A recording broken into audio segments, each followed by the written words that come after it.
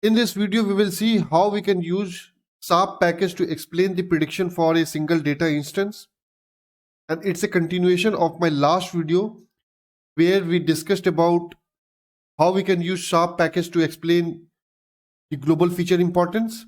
And we had also compared SAP feature importance with XGBoost feature importance. So now let's start. So here I will be using different plots for explaining single data instance prediction, right? So first one is decision plot, so which looks like this, and the second one is force plot, so which looks something like this. So both are used to explain the prediction for a single data instance, but in some cases decision plot is better than force plot due to the way it represents the feature impact. Okay, so here I will be taking row number 6 from my validation data, and I will generate the prediction from my XGBoost model. And then I will simply print the actual prediction and the predicted outcome so that we know that what we are predicting and what was the actual outcome. And then using sharp decision plot, we would explain the model output so that we can understand which feature is more important for making that prediction, and we would be able to convey that information back to my user. Okay, so here if you look sharp decision plot, here I am providing the base value as expected value, which is nothing but it has come from this statement, right, where we had calculated the baseline value for my model. Okay, so that's what we have supplied it here. And then I am providing the sharp value for this row, and we had calculated sharp value for entire validation data in this step. Okay, so we are simply passing that value and we are indexing it based on the row which we are explaining here. And here we are explaining row number 6, and that's what I have done here. And then I am providing the features. Features means what validation data we would be using for explaining the model output, and that's what I have supplied as a part of feature. And then we need to provide all the column names, and then finally link equal to logit so that we would be able to see the probability score. Okay, so that's it. So once we'll run this statement, you'll find output like this, and you can clearly see the actual outcome is 1 and predicted outcome is also 1, so which is correct. And now we'll see what model thinks why it has predicted as 1. 1 means the customer will churn. And if you look this plot, which clearly says that which feature will contribute towards increasing the prediction value or which feature will contribute towards decreasing the prediction value. And if you look from the bottom up, these features are very less impact on making prediction. So that's why it's not deviating from the baseline value. So this is the baseline value. The gray line which you are seeing is my baseline value. And till this point, it has very less impact till education level. But for month inactive for 12 months, for this data instance, it will decrease the prediction value.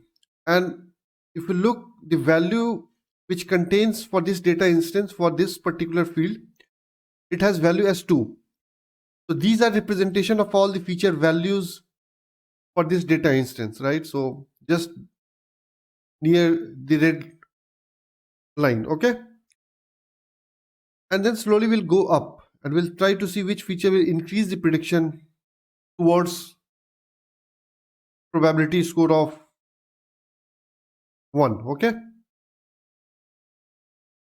so here the customer age, so customer age is 41, so which is increasing the probability scores towards customer churn, right? So because as the age is little bit high, and that contributes towards prediction outcome 1.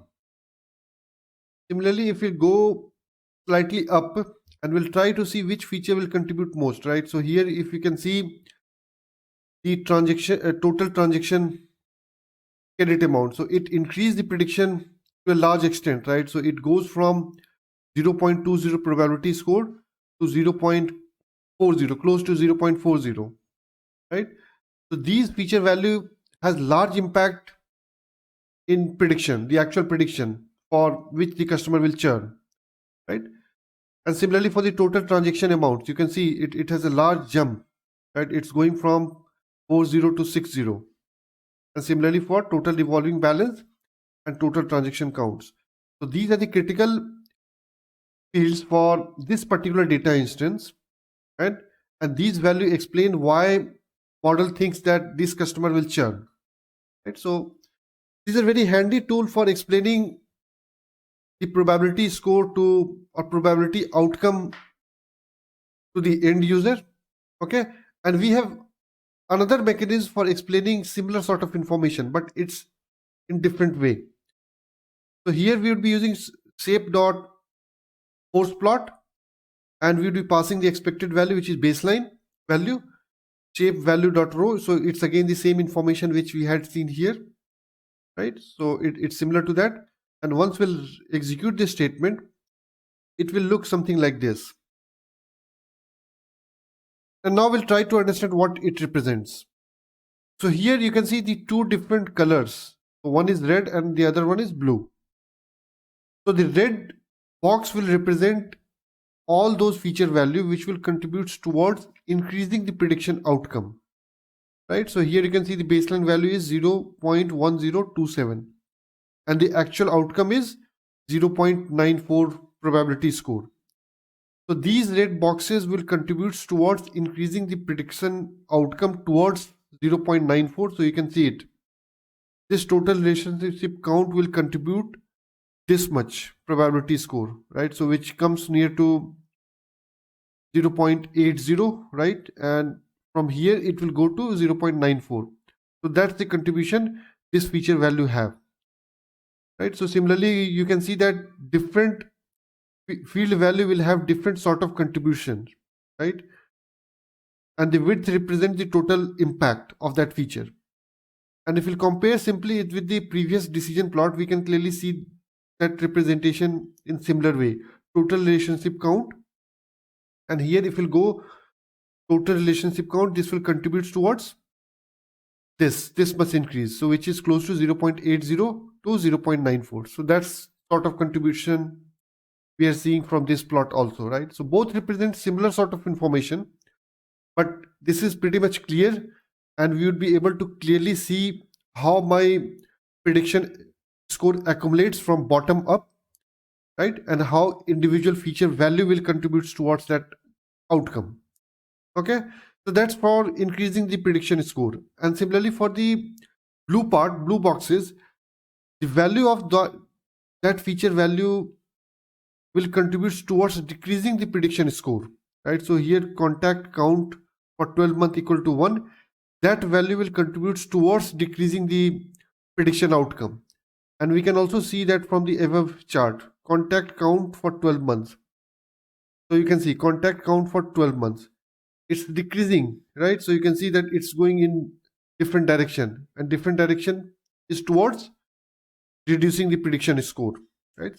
So in that way, we can decode these information, and these are very handy way of explaining the prediction outcome. And whatever way is convenient for you, use appropriate method and explain it to the end user.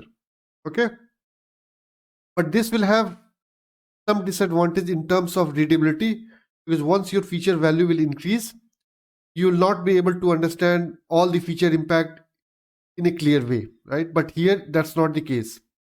It's a very readable format and we would be able to understand all the feature value impact on your prediction score. Okay, so that you need to keep in mind. Okay, and next we'll take another row to understand how the data instance will contribute towards the prediction score of 0, right? So which means my customer will not churn. So I have taken randomly one row number 5, and I'm explaining the outcome. We'll simply run it. Okay, and you can see the actual outcome is 0 and the prediction outcome is also 0. And now we'll see which feature value will contribute towards reducing the prediction score, right? So from this chart, we can see that the customer age is contributing towards increasing the prediction score because the customer age is 51. But as will go up, right? So these value will contribute towards customer churn probability, right? That customer will churn. But once it will hit this point, total relationship count. So as we can see that the total relationship count for this customer is 6, and that contributes towards prediction score 0, right? So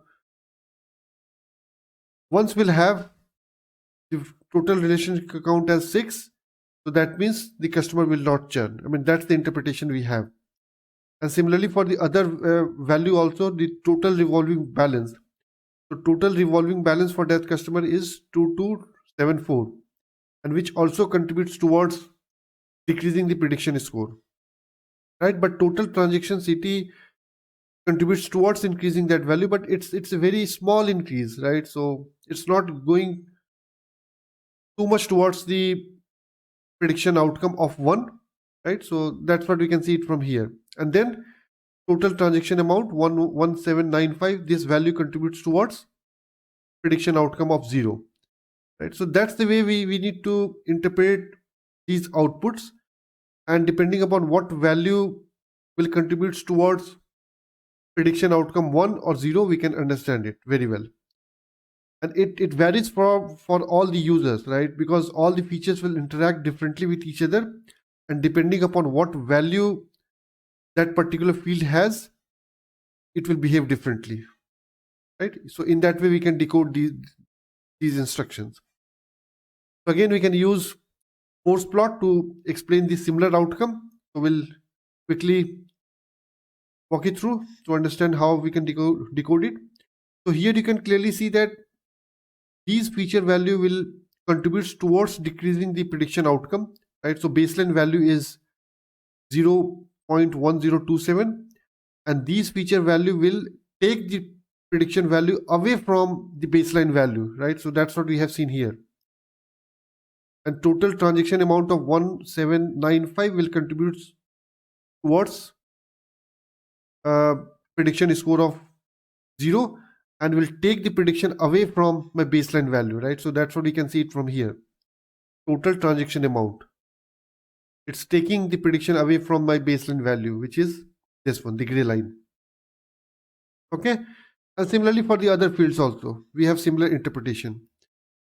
And from the red box, we can see the total transaction CT value as 47 will contribute towards increasing the prediction value, right? So we can see it from here also, right? So it's increasing the prediction probability score, right? But that deviation is very less, and ultimately it reduces the prediction towards outcome 0,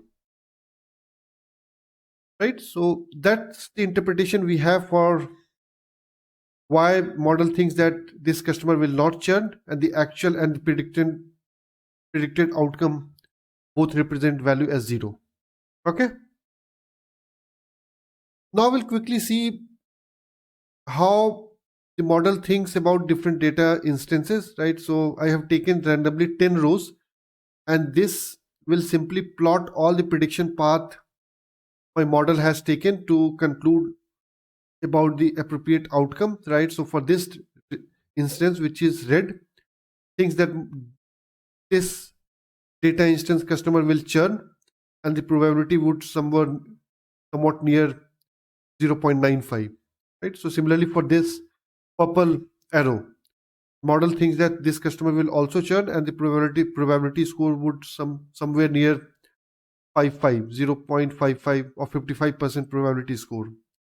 And for the other instances, all the prediction path goes towards 0 probability score, which means that these data instance customer will not churn, and the prediction score deviates from the baseline value, right? So that's the interpretation we have, and it's a very handy way of understanding what's the normal path my model take for deciding any outcome. Okay, now we'll take slide deviation in the same decision plot where I would like to plot all the prediction path my model has taken for deciding the customer will churn.